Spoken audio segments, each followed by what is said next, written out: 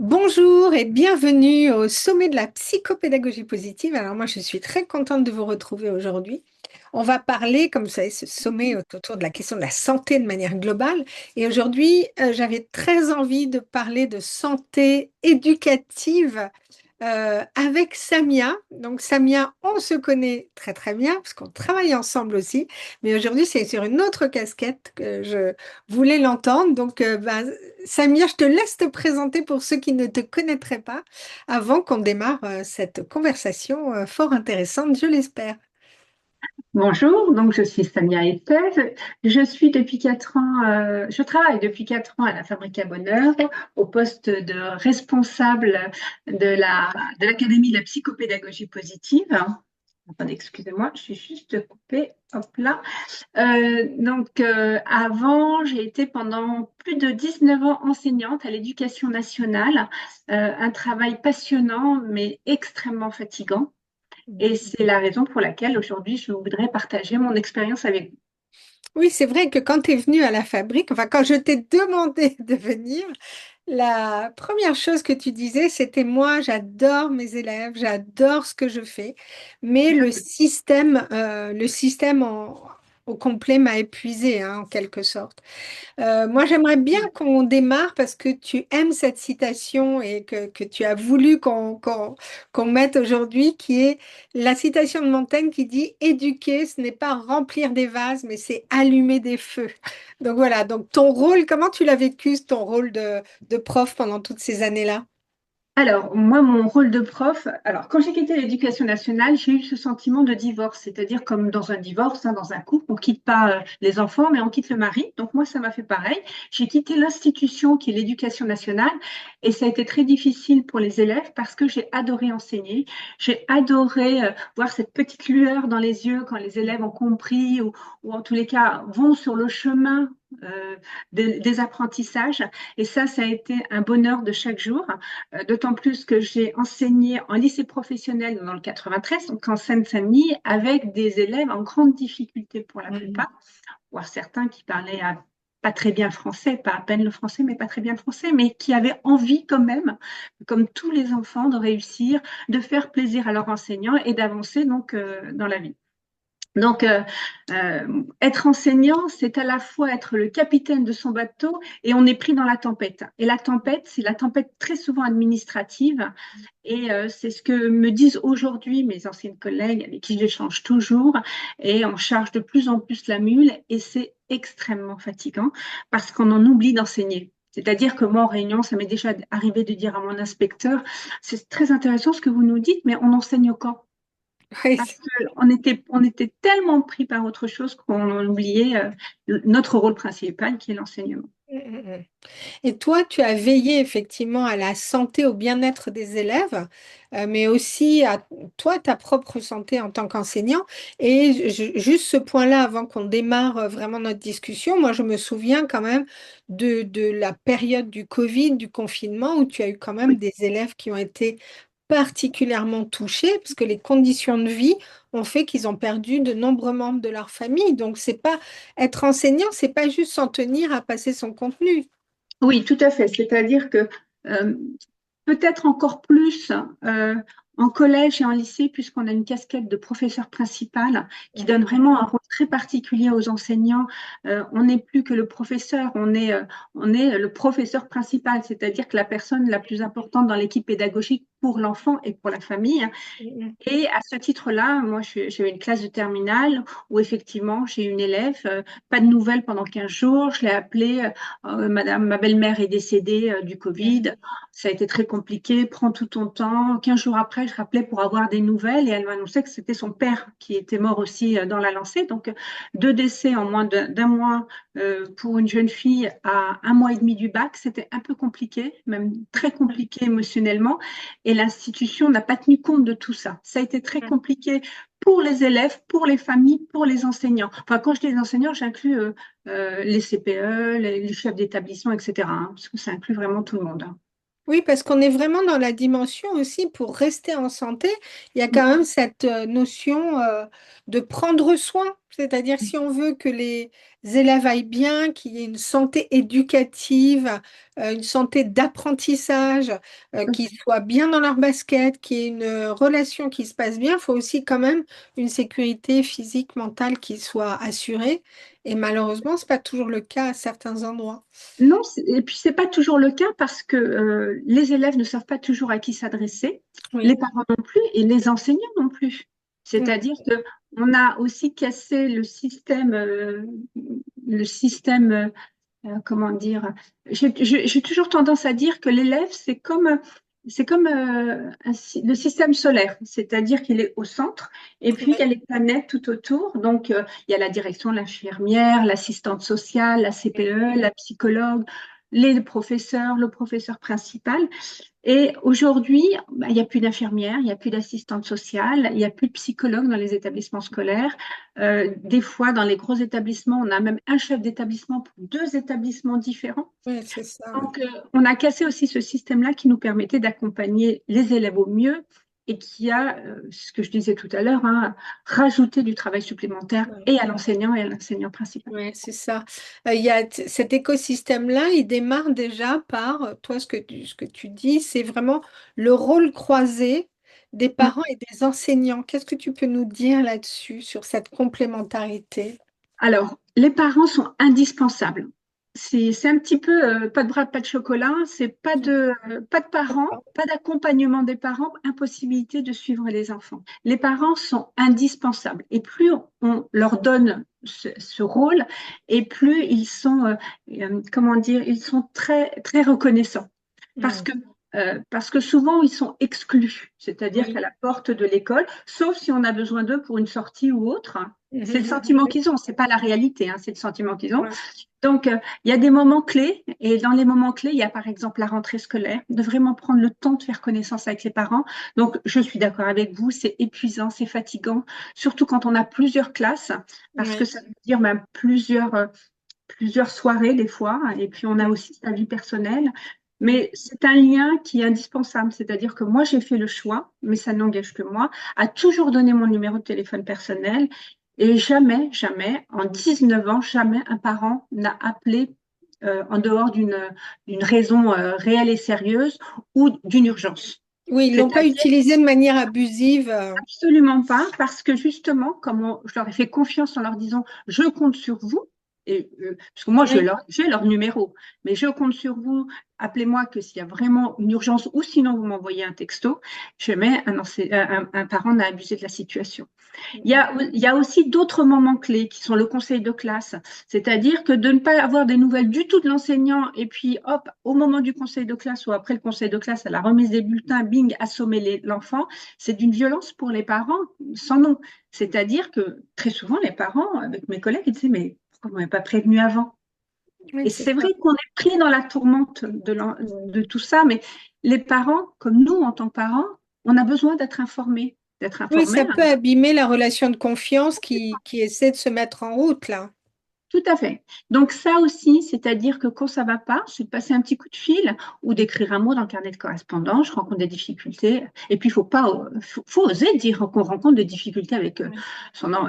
l'enfant de quelqu'un d'autre, hein. Moi, ça m'est déjà arrivé de dire à des parents, bah, écoutez, moi, je ne comprends pas comment il fonctionne, votre fils. Si vous le connaissez bien, vous pouvez me dire. Et là, Oui, ça change tout parce que on leur dit qu'on n'y arrive pas et on leur demande de l'aide. oui, c'est ça. Et ça change aussi l'image de le prof, il sait tout, parce que c'est ça aussi. Certains parents pensent que on est au-dessus d'eux, ou en tous les cas, on les prend de haut, ce qui n'est jamais le cas. Enfin, moi, Oui, j'ai si je jamais vu comprends, il y a un objectif commun qui est le tout à fait. bien-être de l'enfant qui est au centre et de l'enfant en tant qu'élève en l'occurrence, Tout à mais il y fait. a une partie qui est pas élève, qui est voilà le jeune chez lui et la partie fonction de cet enfant quand il est au collège ou au lycée. Et l'idée, c'est de pouvoir construire cette relation de confiance pour Exactement. que la relation soit la plus saine possible et que ça aille le mieux possible. Est-ce qu'il y a des spécificités, selon toi, et des défis en fonction du degré scolaire, parce qu'il y a des parents qui nous écoutent peut-être là, ou des enseignants qui se disent, bon, bah, moi, je suis en maternelle, l'autre est en Tout primaire, à fait. Tout à collège, fait. lycée, on n'est pas sur les mêmes Non. données. C'est-à-dire que plus on avance, et comment dire, on a un peu moins les parents sur le dos. Oui, C'est-à-dire qu'en maternelle, primaire, les parents, ben, c'est de la oui, lecture, puis c'est un bébé, ils ont besoin de pouponner. Donc, ils sont très présents, voire omniprésents, et c'est des fois, enfin, c'est souvent difficile pour les enseignants. oui. Puis après, il y a le collège. Alors, sixième, cinquième, quatrième, à partir de la troisième, en mathématiques particulièrement, les parents, ils ont du mal à suivre. Donc, il y a l'inquiétude de l'orientation, mais les parents commencent à prendre de la distance et les élèves souhaitent que les parents prennent de la distance aussi, hein. Oui, Donc, oui, ce qui est normal. Oui, et oui, ce qui est normal. Et puis, il y a le lycée où effectivement, il y a une inquiétude des parents qui est donc le post-bac, d'abord le oui, bac et le ouais, ouais, post-bac. ouais, ouais, c'est vrai. Et c'est là, moi je pense que c'est quand les parents ils commencent à prendre de la distance qu'il faut les raccrocher. Parce qu'on peut ne pas voir les parents de l'année. Mm. Alors quand ça roule, c'est dommage parce que moi j'aime beaucoup aussi voir les parents pour leur dire Ah votre oui, enfant, ben, c'est pour super. dire que tout va bien, ouais, c'est pas mal, Voilà, hein. c'est ça, c'est bien. Ça fait aussi chaud au cœur parce que je dis, Ouais, ben, je fais bien mon boulot aussi, quoi, ça ouais, avance. ouais, c'est vrai, c'est vrai. Et, euh, et, euh, et puis de les voir régulièrement ou en tous les cas les avoir régulièrement ou au téléphone ou par message, hein, puisque maintenant avec Pronote, il y a la possibilité d'envoyer des mails. Mais soyez prudents toujours pendant le temps scolaire. Ouais, Parce que si vous ouvrez la porte à envoyer un message à 21h30, ils vont ouais, répondre à 22h30 et après c'est fichu. ouais. Donc, Mais dans ce que tu dis, réglez ça. j'entends bien la chose, et moi je les vois, les parents au cabinet aussi, qui disent, bon, il est normal, moi je leur demande, je les invite le plus tôt possible de mettre en œuvre une autonomisation, une responsabilisation de leurs enfants en tant qu'élèves et même en tant qu'enfants à la maison.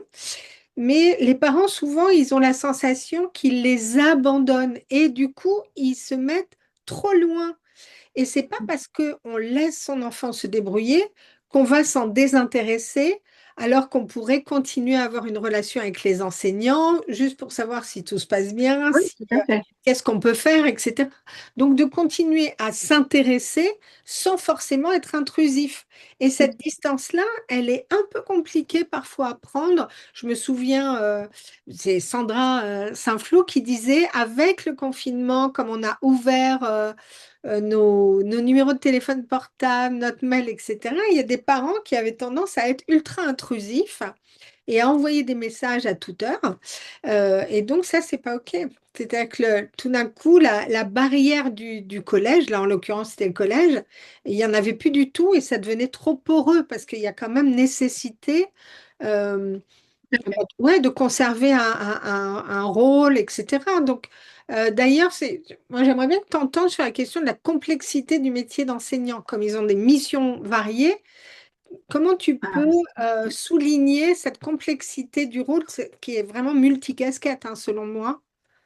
alors, le métier d'enseignant, c'est compliqué parce que il y a 19 ans, quand j'ai débuté, donc aujourd'hui, ça fait presque Oui. 25 ans, euh, j'étais enseignante et j'étais professeure principale, c'est-à-dire que j'ai été convoquée à enfin, au rectorat le 9 septembre et j'ai commencé le 22 septembre.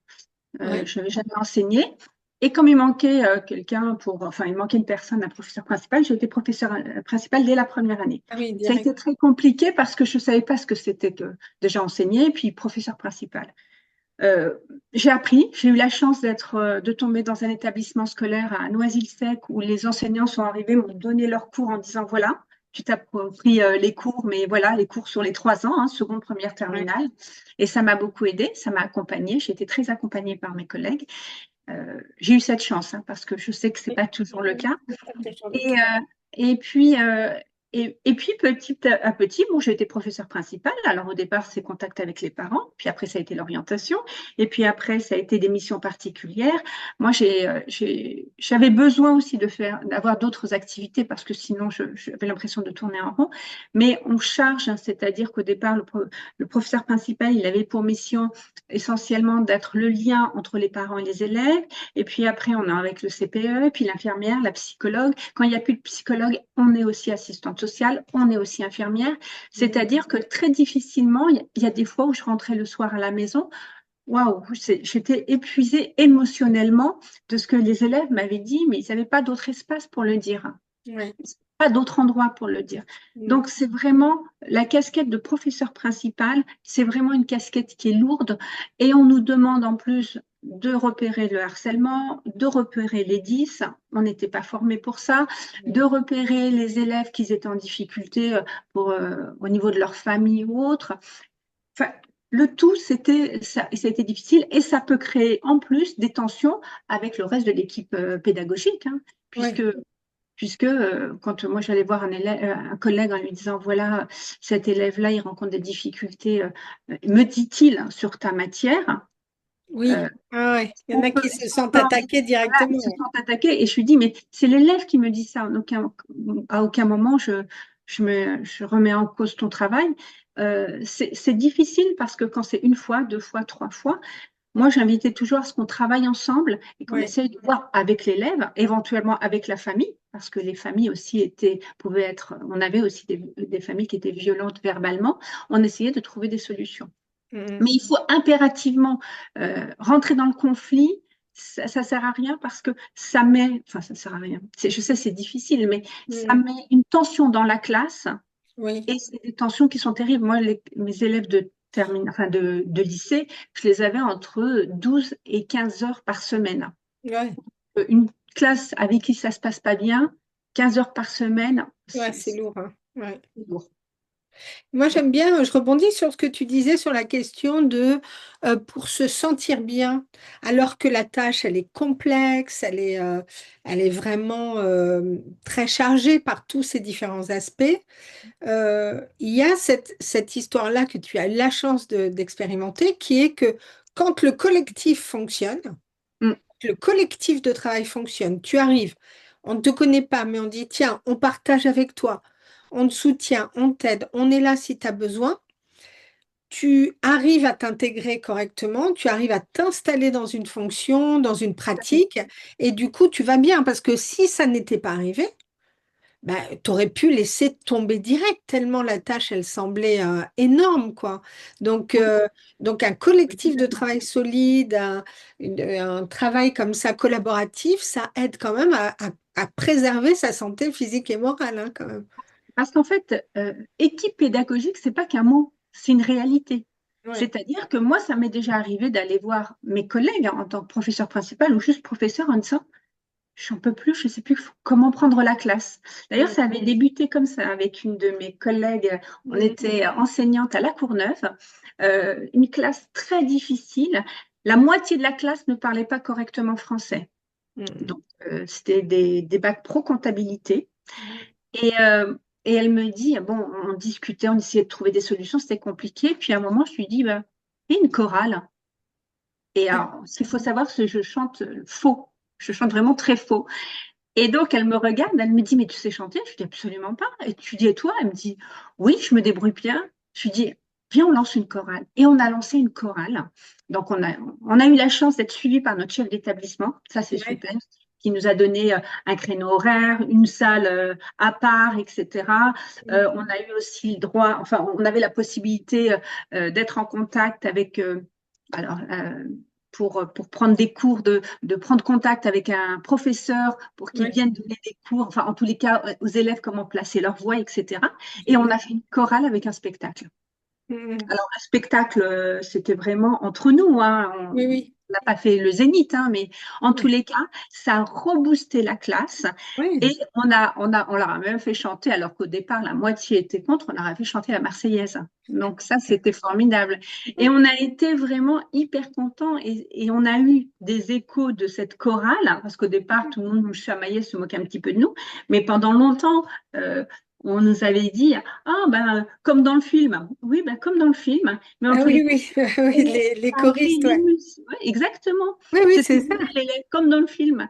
Et ça a créé quand même une émulsion au sein de la classe et de l'équipe pédagogique qui était assez magique. Moi, j'ai adoré. C'était Oui, vraiment, c'est c'est une ça, très parce que belle. tout d'un coup, c'est ça aussi, c'est de dire, on dit, on est une équipe pédagogique, mais parfois, on est une équipe parce qu'on est les uns à côté des autres ou dans la même salle, mais ça ne veut pas dire qu'on fait équipe. Et dans Exactement. la classe, c'est la même chose. On peut être dans la même classe, mais on ne fait pas collectif de classe. Et donc, Non. avec cet exemple-là que tu viens de donner, effectivement, bah déjà, de les mettre debout, de les faire chanter, donc ils respirent, etc. Donc, il y a quand même tout ce que nous, on dit en psychopédagogie positive et qui fait du bien, c'est-à-dire être avec les autres, s'entraider, faire des choses Exactement. ensemble, avoir des accomplissements, respirer, prendre soin de son degré d'énergie et ne pas être que sur des devoirs, etc. Donc, on est valorisé par quelque chose qui est peut-être, qui semble peut-être en dehors de ce qu'il y a à apprendre, mais qui permet vraiment ouais, de renforcer le collectif. Ouais. Et d'être à l'écoute des élèves, c'est-à-dire qu'on avait fait des choix de chansons qu'on leur a proposés. Alors Ouais. certains, alors il y en avait deux imposés, mais le reste était proposé. Et puis à un moment donné, on essayait de chercher, on cherchait une chanson où c'était deux voix, hommes et femmes. Enfin, Ouais. et puis à un moment donné, tout ce qu'on leur proposait, c'était non, parce que bah, quand on est au lycée, en plus c'était très pudique, des histoires, des chansons d'amour, c'était impossible. Oui, ça Et on marche leur pas. a dit, on va vous trouver quelque chose où c'est à deux voix. Et on avait pris Manhattan Kaboul. Ah oui. Bono et Axel Red. Et là, ça avait super fonctionné. Mais ça veut dire que ça nous demande aussi du temps de réflexion, du temps de préparation. Et c'est vrai que ce temps de préparation avec ma collègue Leïla, ça nous a pris honnêtement 20 heures à tout préparer. Mais on a gagné ça sur tout le reste de l'année. C'est-à-dire que ça, on l'a mis en place fin septembre, début octobre. On s'est dit, la classe, ça fonctionne pas. On a mis ça en place à partir de mi-novembre. Mais par contre, ça nous a permis d'avoir toute une année scolaire délicieuse. Et c'est ça aussi, Oui, c'est c'est-à-dire que ça, c'est qu'il faut accepter de oui, perdre du temps. On croit qu'on en perd. oui, En fait, on on en en perd. gagne puisque Ah oui, ce complètement. que vous mettez en place, c'est du temps de conflit en moins à Oui, régler dans la exactement. classe. Je, on s'écoute, etc., comme dans la chorale. Donc, effectivement, c'est tout bénéfice quoi, pour le bien-être et l'équilibre des élèves, mais des enseignants aussi. Euh, est-ce que tu peux nous parler, on l'a abordé tout à l'heure un petit peu, la question des moments clés dans l'année, parce qu'une année scolaire, c'est pas juste on démarre au 1er septembre et ça s'arrête le 30 juin. Il va y avoir des moments clés dans cette relation tripartite qui est enseignant, parent et élève. Alors, Donc, il y a des c'est comment, moments, oui. comment on fait en sorte que ça s'équilibre le mieux possible? Alors, il y a des moments clés et il y a des moments de tension. Il y a Ouais, vraiment deux choses différentes. Alors, les moments clés, pour moi, c'est, enfin, parce que j'étais enseignante en lycée, donc je sais pas, en ouais, collège, ça devrait se ressembler. Peut-être qu'en oui. primaire, maternelle, ça serait différent. C'est la rentrée. Et Oui, la rentrée, créer vraiment une relation de confiance avec les familles et avec les oui, élèves. Alors, voilà, ça, c'est un moment très important. Alors, quand on a la classe une année, moi, j'ai eu la chance d'avoir à chaque fois la classe 3 ans, c'est-à-dire j'arrive en seconde, première, terminale. oui, Alors, quand ça fonctionne bien, c'est magique parce qu'on construit en seconde, on a les bénéfices en première et en terminale, c'est magique. Mais oui. par contre, c'est vrai que quand on a la classe et qu'en seconde, ça se passe mal, première terminale, des fois, c'est double peine, hein, parce que Oui, c'est long, 3 ans. Donc, il y a aussi tout ce qui concerne Pronote. Je pense que ça s'appelle toujours comme ça, Pronote, en oui, tous oui, les cas. oui, je sais pas, ils ont tous ça, leur pronote ou Oui, équivalent, c'est-à-dire que oui, ou maintenant, équivalence. avec le double avantage-inconvénient de ce Tout à fait. système, qui Alors, est que Pronote, les parents pistent les notes ou les élèves pistent les notes sans comprendre ce qu'il y a derrière la note, sans comprendre tout les... à fait. Alors, ça, c'est un moment aussi clé dans la rentrée, c'est d'expliquer aux parents comment utiliser Pronote. Mm, Parce que, il regarde les notes tous les jours et puis mon fils a eu tant, comment ça se fait, etc. Donc là aussi, on leur dit que puis moi, je leur disais, écoutez, si vous avez une vraie difficulté, vous oui, m'envoyez un message et on se rencontre. Mais c'est comme si moi, je venais dans votre bureau et je disais, tu vois, le boulot, il n'est pas bien fait là. Et ben, c'est pareil, ça me donne le même sentiment quand vous venez de dire que l'évaluation, elle était trop dure, trop facile, que le barème ne vous convenait pas. Et là, donc, les parents rient de la situation. Parce que mm, justement, je désamorce avec les parents tout ça dès le départ. Et Pronote, c'est un outil qui peut être formidable à condition vraiment de prendre du temps tous les jours. ouais. C'est-à-dire qu'il faut prendre 5 minutes tous les jours pour le compléter. Vous mettez les grands points, hop, le travail, etc.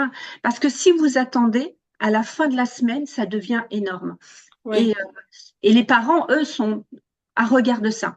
Et puis aussi, Pronote, vous pouvez avoir le choix. Alors, ça dépend des établissements scolaires, des chefs d'établissement, mais ou de mettre les notes à chaque évaluation, Et puis, ou alors de dire aux parents, moi, je ne mets pas les notes, mais vous aurez ça à la fin du mois ou à la fin du trimestre. Oui, Donc, les oui. parents, ils aiment moins parce que c'est vrai que ça leur permet pas de voir où en sont les enfants.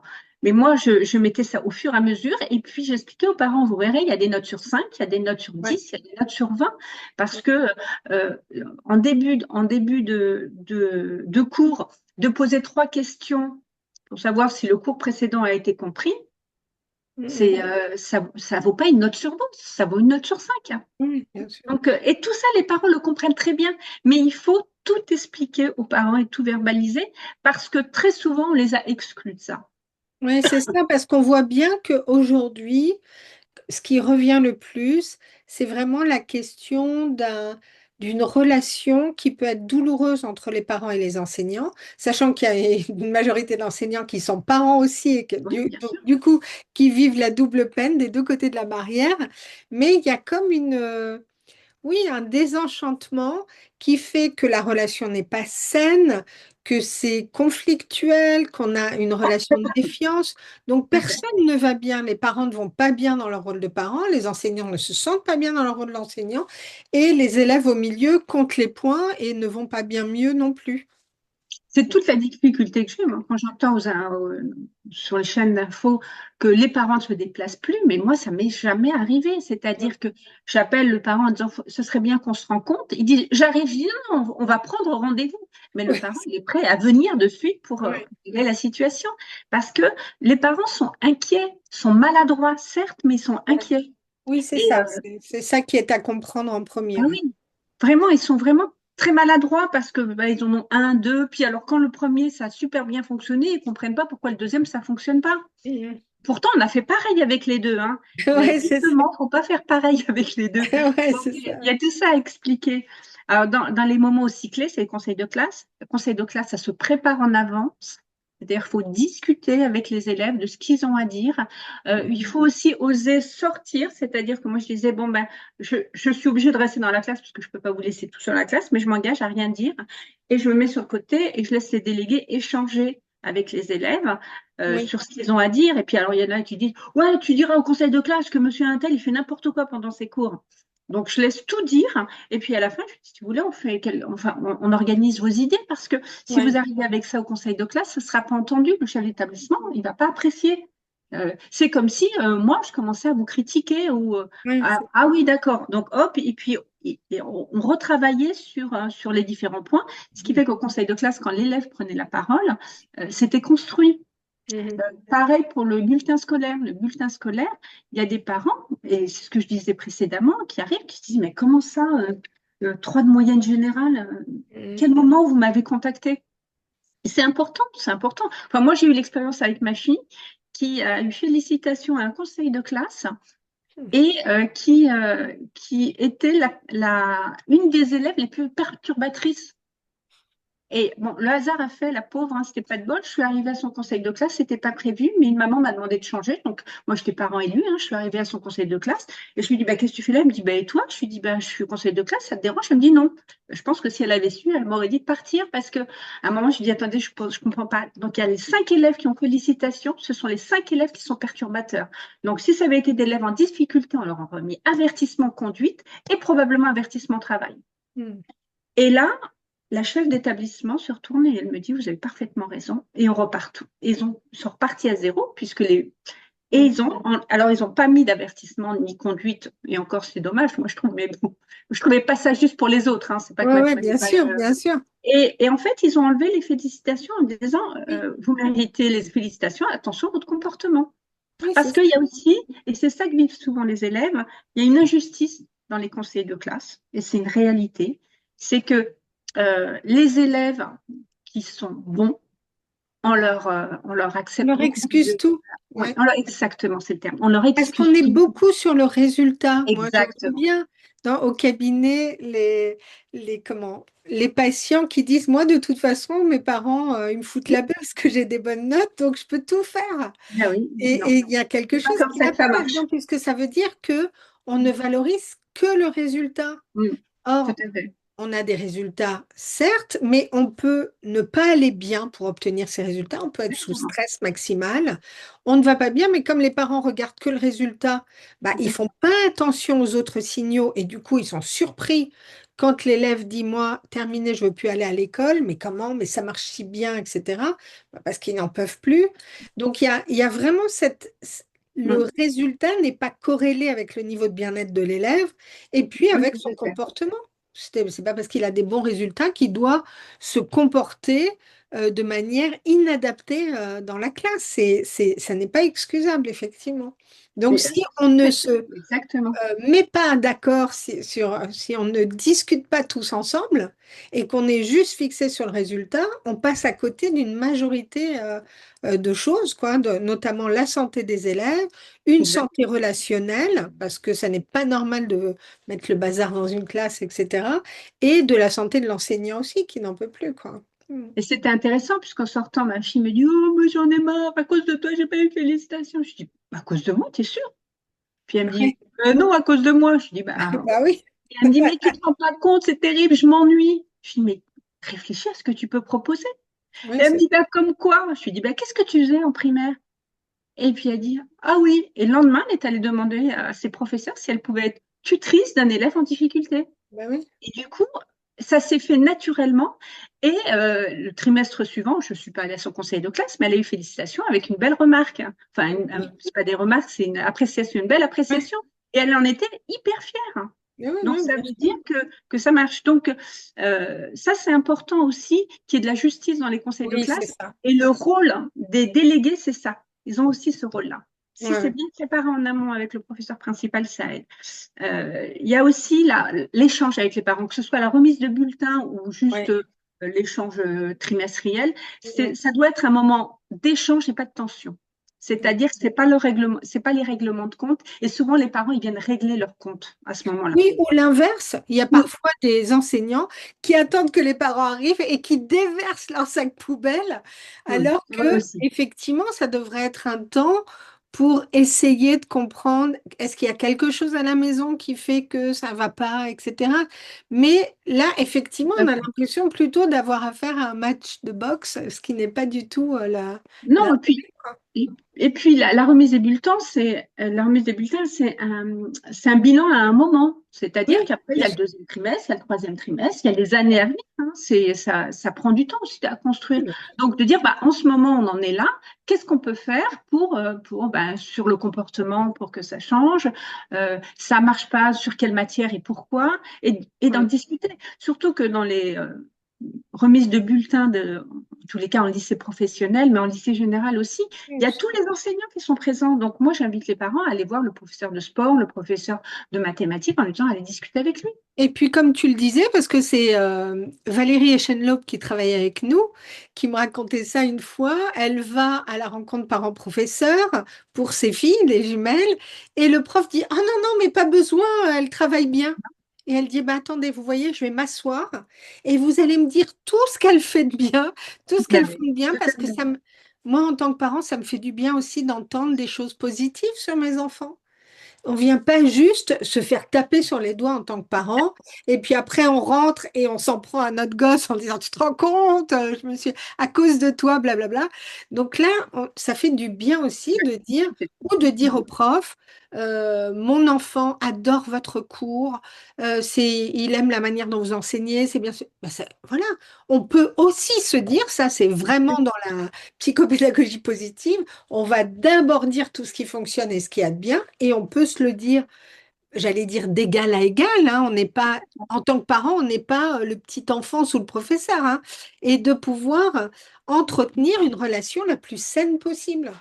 Exactement. Alors, il y a un autre moment de difficulté, c'est les vacances d'hiver. C'est vraiment juste Ouais, avant les vacances d'hiver, parce que ouais. ben, on est rentré dans l'hiver, les journées sont courtes, les élèves sont fatigués. Puis le premier trimestre, c'est le plus long de l'année. Oui, c'est Donc, vrai. c'est presque 4 mois, hein, le premier trimestre, puisque c'est Ouais, ouais, ouais. septembre jusqu'à décembre.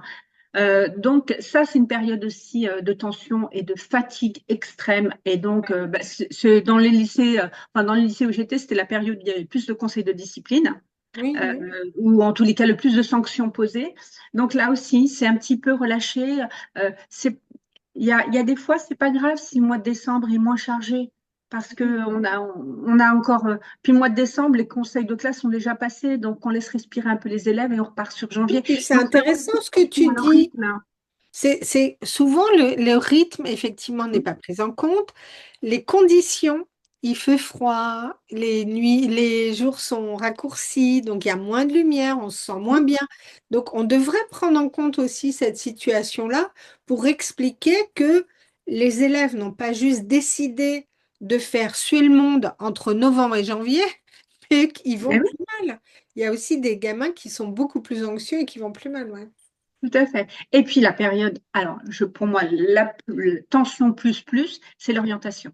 Ah oui, ouais, ouais. Donc, qui maintenant commence dès la quatrième, donc quatrième, Ouais, troisième et première terminale. ouais. Et c'est une tension maximum parce que les élèves sont en conflit avec les parents. Ouais. Les parents, tu devrais faire un bac scientifique parce que tu es bon, alors que lui, il veut être cuisinier ou qu'il veut être Oui, oui. plombier. Ou alors l'élève en grande difficulté qui veut aller vers un bac pro et les parents qui lui disent non, non, t'iras vers Le le bac génie. général parce que le bac pro, c'est pourri. Enfin, Oui, des oui. termes pas très élogieux, mais on retrouve ça aussi malheureusement. Il faut être très prudent chez les enseignants qui disent, moi j'ai vécu ça en tant que parent aux associations de parents d'élèves où j'assistais à des conseils de classe de troisième et j'entendais des enseignants, alors heureusement des jeunes enseignants qui ont compris et qu'on a pu avancer ensemble, qui disaient, ah ben non, il est en difficulté, il ira en pro. Oui, Alors que le pro, bien c'est sûr, une vraie orientation, bien sûr, bien sûr. c'est Moi, choix, c'est ouais, pas une j'avais eu ça dans punition. mon cabinet. Une mère qui m'avait dit, bah, mon fils va quand même pas finir en BEP. Et j'avais dit, ah, mais vous avez raison, on finit pas en BEP, on commence en BEP. Regardez, ma fille qui est en BEP pâtisserie, donc elle avait eu de travail parce que pour elle, BEP, c'était vraiment la voie de garage, La enfin, loose c'était le truc, complète. la loose totale. Et donc, non, il faut avoir un projet pour ça. Et justement, ce matin, je participais à voilà, à une réunion et donc on échangeait sur certaines questions. Et il y a une des participantes qui me dit, bah, moi, quand j'étais, alors maintenant elle est responsable des ressources humaines, mais elle dit, quand j'étais plus jeune, on m'a orientée vers un BEP secrétariat parce que mes parents étaient d'origine portugaise, que mes notes étaient dans la moyenne et qu'on ne pouvait pas s'imaginer que je pourrais aller en général. Et elle a récupéré par une autre voie, et elle a fait un bac plus 5, etc. Mais il y a une étiquette qu'on colle sur certains élèves en disant, ben non, lui, on parie pas sur lui, lui, on va pas parier sur lui, il va pas s'en sortir.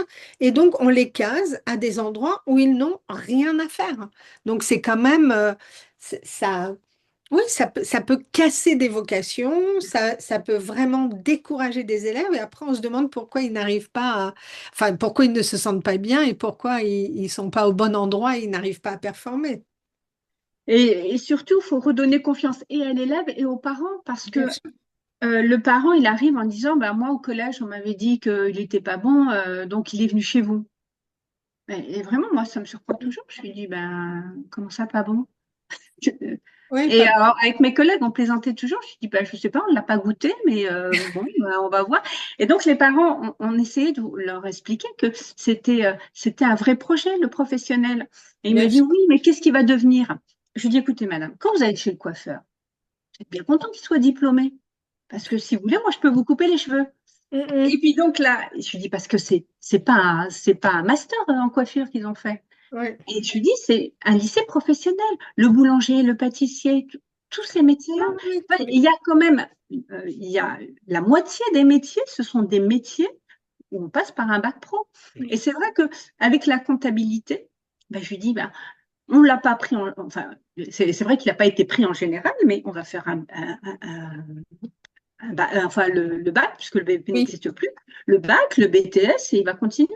bien Et sûr. donc, les parents disent, ah bon, je dis oui, on peut rattraper, parce que c'est ça aussi, c'est qu'ils disent avec le bac pro, qu'est-ce qu'il va faire? Ben, avec un bac pro, on peut aller en BTS. Et sachez que les bac pro, ils ont des places réservées en BTS. Oui, Donc, votre fils, il a plus de chances d'aller en BTS qu'un élève de l'enseignement général.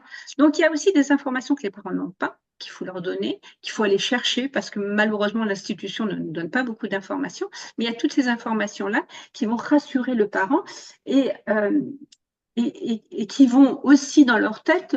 L'idée, c'est aussi de leur faire comprendre que leur enfant, c'est pas un incapable parce qu'il est en bac pro. oui, c'est ça, mais que ce soit, en fait, moi, je me méfie toujours euh, des affirmations qui sont très définitives. Je me souviens d'une petite fille pour qui la lecture avait été compliquée en CP, et dès début octobre du CE1, la maîtresse avait dit, elle va redoubler. Et moi, je me dis, octobre de CE1, on a encore 10 mois à faire. Et elle a déjà, alors moi, vraiment, je disais aux parents, peut-être que cette maîtresse, elle devrait se lancer dans l'art divinatoire, parce que là, c'est quand même assez extraordinaire. Et bien sûr, à la fin de l'année, l'élève redoublait. Pour quelle raison? Parce que on est dans l'effet Pygmalion négatif, enfin l'effet golem, où on n'attend rien de l'enfant, donc l'enfant va rien nous donner en retour, et on va confirmer le fait qu'il est en difficulté. On va pas regarder, pas méchamment, hein, c'est vraiment inconscient, mais on va confirmer notre hypothèse de départ et dire, bah oui, je l'avais dit, hein, elle pourrait pas, il faut qu'elle redouble. Donc il y a quand même cette chose-là dont il faut se méfier pour pas installer des situations qui sont des situations de douleur pour tous. C'est douloureux pour l'enfant, c'est douloureux pour le parent, ça va être aussi douloureux pour l'enseignant en disant, bah, j'ai pas réussi à sortir cet enfant d'une situation où c'est pas super pour elle. Donc, en fait, l'idée, c'est quand même de faire en sorte de trouver un équilibre qui fait que quel que soit le contexte, quelle que soit la situation, avec plus ou moins de difficultés, on va envoyer un message qui est positif, on va envoyer un message qui est encourageant, on va dire aux élèves, pour le moment c'est difficile pour toi, mais c'est pas parce que c'est difficile aujourd'hui que ça sera toujours.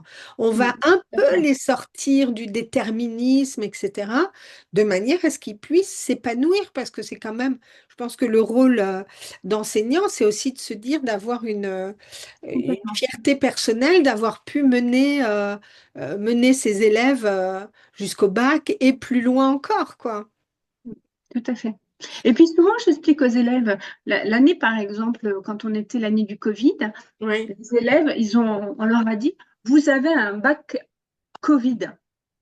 Ah Et non, mais oui, c'est moi, je ça disais aux aussi. élèves, comment ça, un bac Covid? Ben oui, parce que, je dis, attendez, on a été confinés en mars. Moi, le bac, c'est un objectif depuis votre entrée en CP. Ouais, Quand vous êtes rentré en CP, alors là, on vous en a pas parlé tout de suite, hein, mais ouais, dans la tête des parents, l'objectif, c'était le bac, hein. bien sûr. Donc, ça fait 12 ans que vous travaillez pour l'objectif du baccalauréat.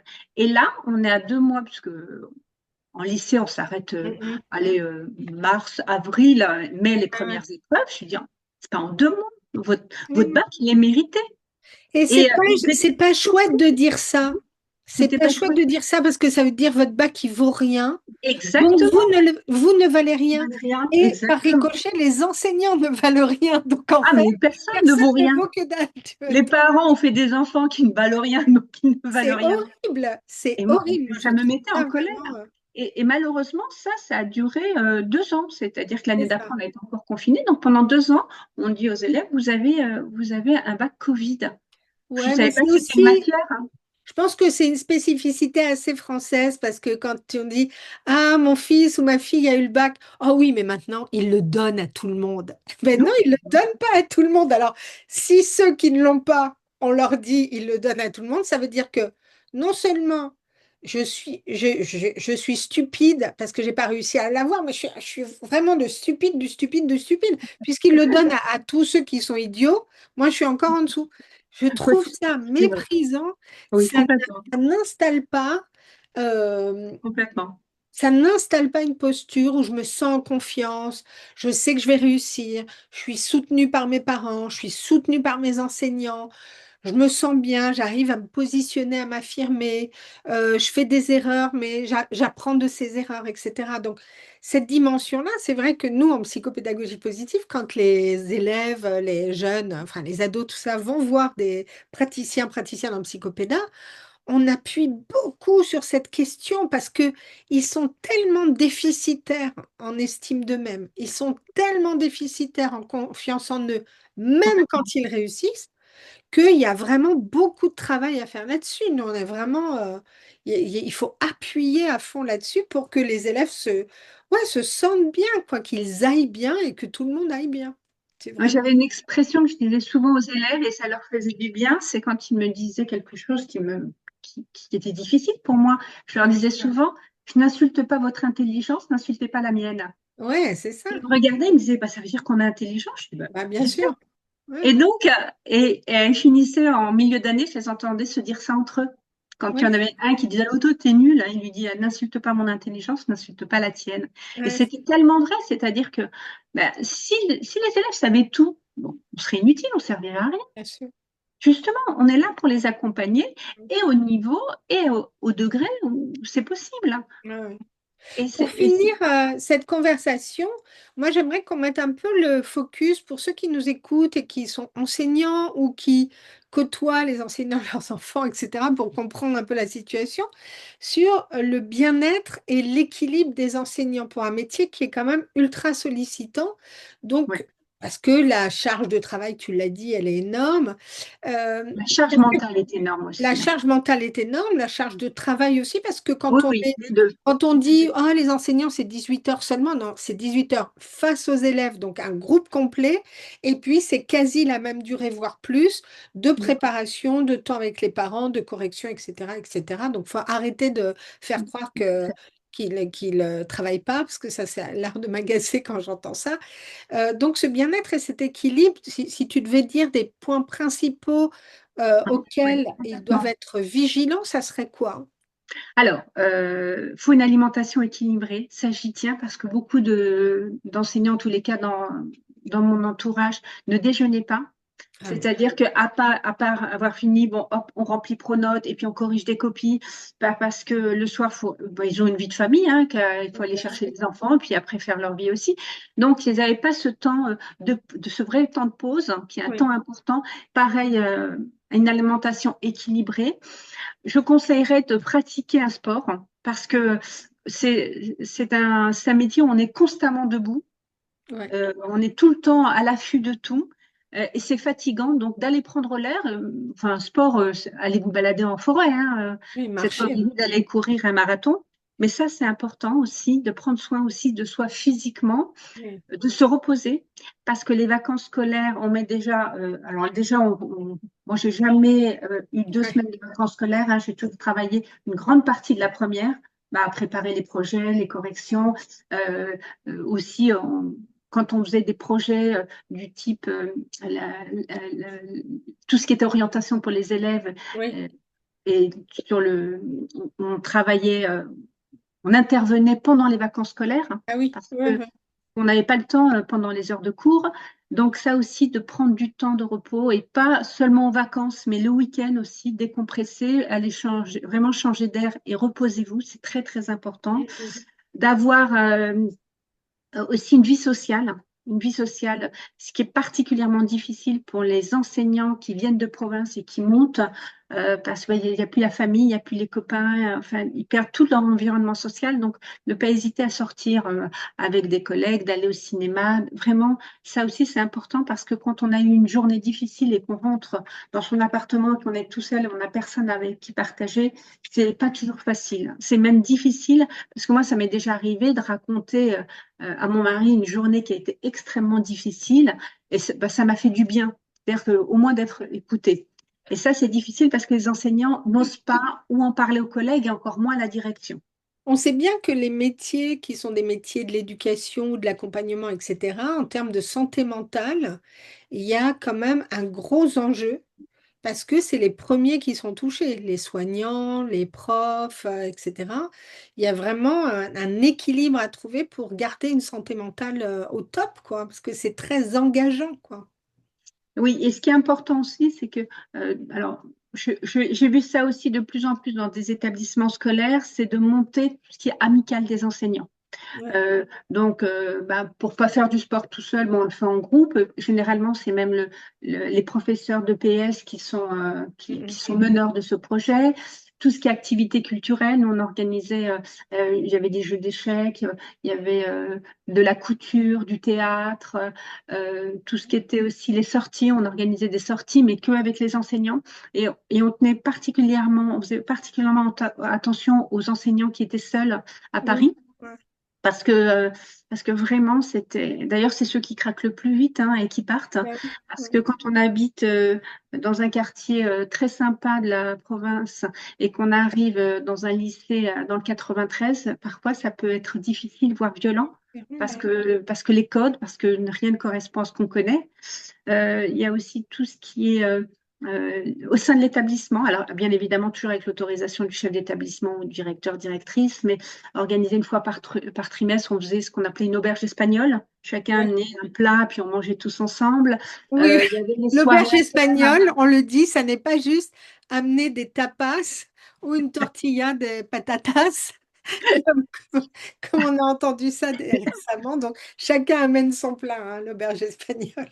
Il y avait aussi les soirées à thème. On avait fait des soirées karaoké, on avait fait des Bollywood, des soirées séries. L'idée vraiment, c'est de aussi de créer, Un parce qu'en fait, collectif, hein, voilà, c'est un un collectif. collectif de métier, hein, vraiment. Et souvent, les plus anciens étaient présents dans les premières soirées ou les premières. Et puis après, hop, on se retire. Et puis les jeunes, parce qu'à un moment donné, on est un peu décalé. Donc, mais les jeunes, après, se retrouvent entre eux et organisent même à l'extérieur. Oui, C'est vraiment important de bah, je faire ça. répète ça de ma casquette de psychologue du travail. Quand il y a un collectif de travail qui est soutenant, quand on peut compter sur ses collègues, c'est pas juste en faire des amis, mais c'est Mm. partager des moments, etc. Et sentir on fait partie d'un groupe, on va beaucoup mieux. On est en meilleure santé. Sinon, on s'isole, on se décourage, et Tout c'est à là fait. où on fait face à des burn-out ou dépressions ou autres, hein. Donc nous, on avait aussi mis en place les activités en lien sur des événements avec les enfants aussi. Donc, on Ouais, avait fait le Noël des enfants. ouais. C'était un mercredi après-midi. Chaque enseignant qui avait enfin, chaque personnel de l'éducation nationale, en fait, de l'établissement, Oui, oui, avait c'est des ça. enfants en âge d'avoir un cadeau, hein, puisque les miens avaient déjà plus de 20 ans, donc ils Ceux venaient qui plus. croyaient encore au Père Noël, mais bien Donc, sûr, le Père Noël existe. avec un cadeau, chaque enfant repartait avec un cadeau. Mais ça vraiment, ça crée de l'illusion, puis ça permet aux collègues de se connaître en dehors de l'établissement Oui, c'est ça. scolaire.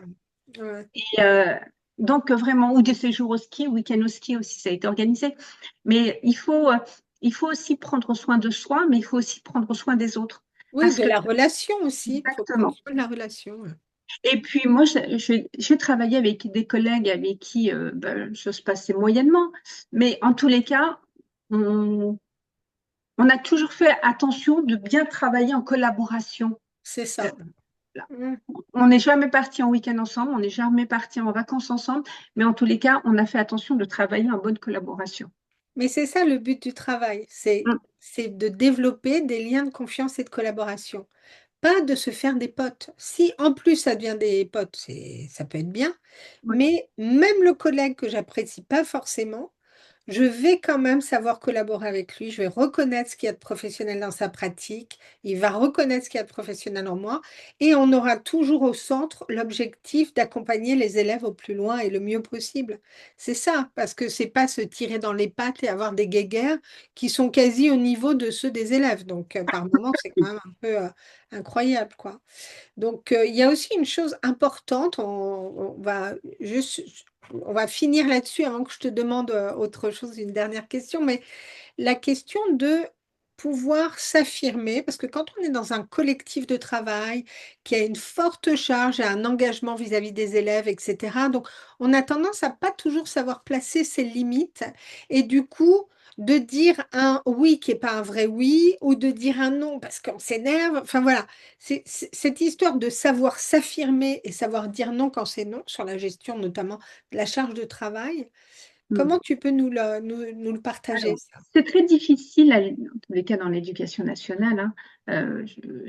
Tous les cas, moi je l'ai connu à l'éducation Ouais. nationale, c'est que quand on est jeune enseignant, euh, on a le sentiment qu'on doit tout, on doit prouver. On doit Oui, prouver qu'on est oui, un c'est bon ça. enseignant, qu'on est un bon collègue, bon collaborateur, etc.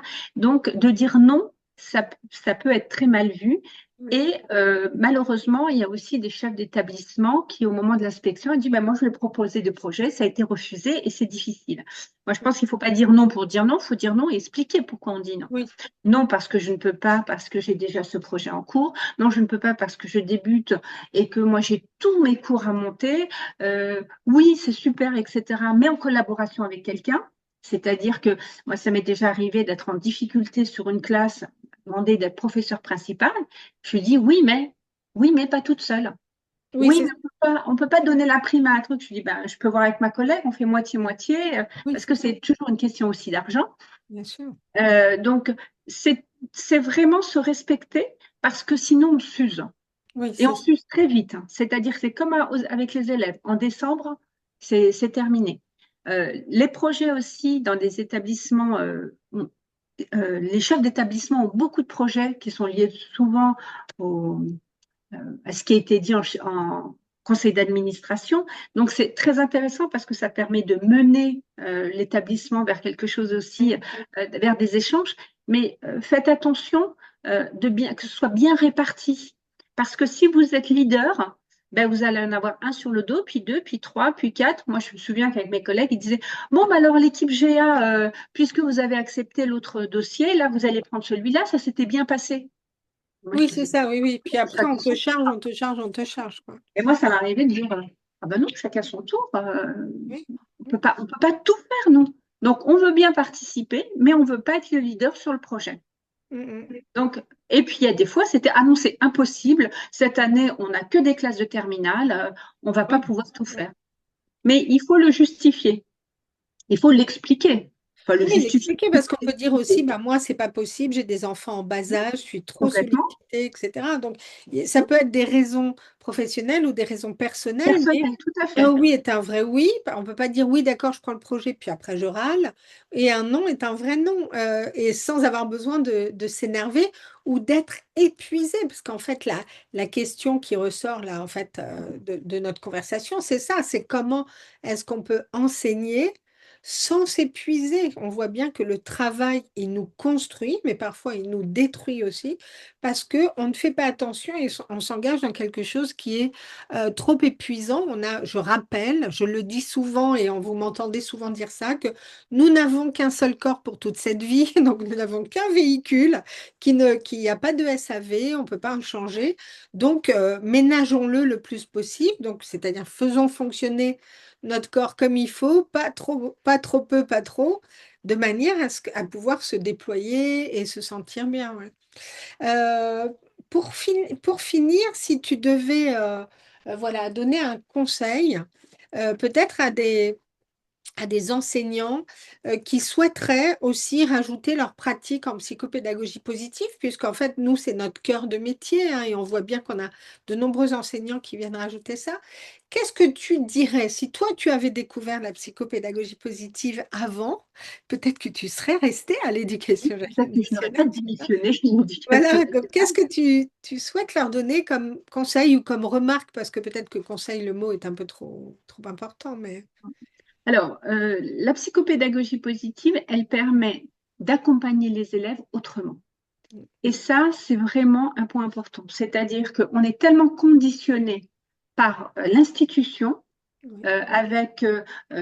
voilà, vous avez 30 chapitres à faire dans l'année, ça fait tant par trimestre, ça fait tant par ouais, mois, ce qui est absurde, parce que d'abord, il y a des chapitres qui font 3 pages et il y en a qui en font 15. ouais. Donc, ça vous permet de juste vous réorganiser, d'avoir une autre relation avec vous-même d'abord, avec les élèves, avec les parents, d'organiser aussi avec tous les outils qui vous seront proposés votre année scolaire. Alors, au départ, vous allez voir, ça va être une semaine, puis un mois, puis un trimestre, et puis un semestre, et puis l'année scolaire. Et après, les choses vont se faire tellement naturellement que vous allez gagner en énergie, en Oui, repos. Ça, c'est important aussi, parce que l'idée, c'est que vous passiez une année et qu'au mois de juin, vous ne soyez pas sur les rotules. ouais, c'est ça. C'est un métier qui est épuisant.